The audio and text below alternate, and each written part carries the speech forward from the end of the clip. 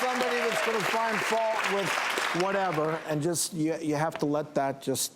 Well, not only fault, they're gonna always find flaws, and I think beauty, the imperfection of beauty, that's a beautiful thing. I mean, we're different. Nobody's perfect. Nobody's perfect. So if you can embrace and that. Nobody will be perfect. So I got big hips, I'm curvy, I'm a size 14, and I'm living life, and I'm doing everything that I never could. So I embrace it.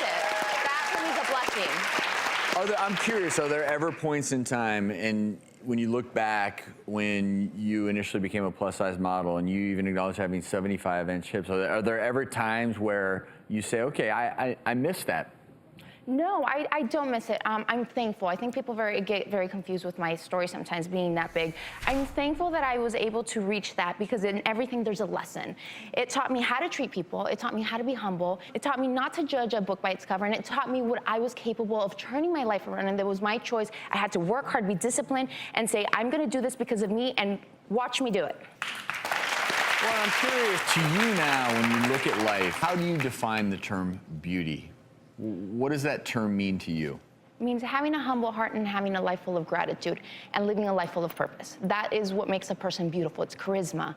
Exterior beauty, I don't know if you've ever run into beautiful people and then you get to treat them and you're like, they're not as beautiful as I thought. Beauty comes from within. As much as people want to say, it really is about being excited about life and being just grateful for all the opportunities and being able to take a breath and help other people along. It's having fulfillment in your life. And I'm assuming that although you've probably dealt with haters for much of your life and career, you also, it seems to me, with your charisma and your presence, you have to have brought a lot of new people along your journey who are inspired by you and who are maybe following your lead. Maybe not even so much in terms of, I don't want to say that, make this about health, losing weight, but you're following your lead of just being happy with who you are.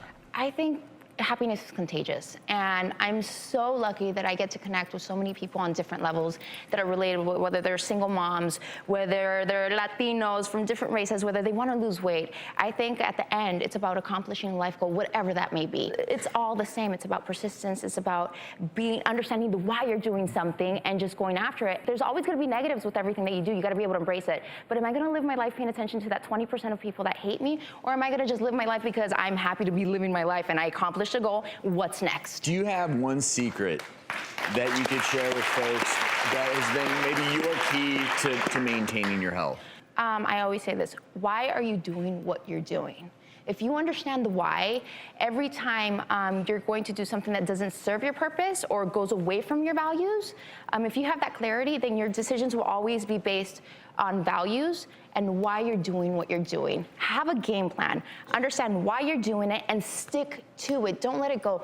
There's days that I don't feel like working out or dancing. There's days that I'm like, I don't want to do this, but you know what? At the end of the day, how does this make me feel once I'm done? I have accomplished it, and I'm sticking to what I love, and I'm happy, and that's what matters. Would you, at the end of the show, would you be willing to stick around and maybe at the end of the show, I've heard that you have a really cool dance, and it's a sensual dance, and it's beautiful, and maybe you could teach this dance to Dr. Ordon. I could definitely teach him, but I mean, since you're throwing him, why don't we also teach you? Yeah.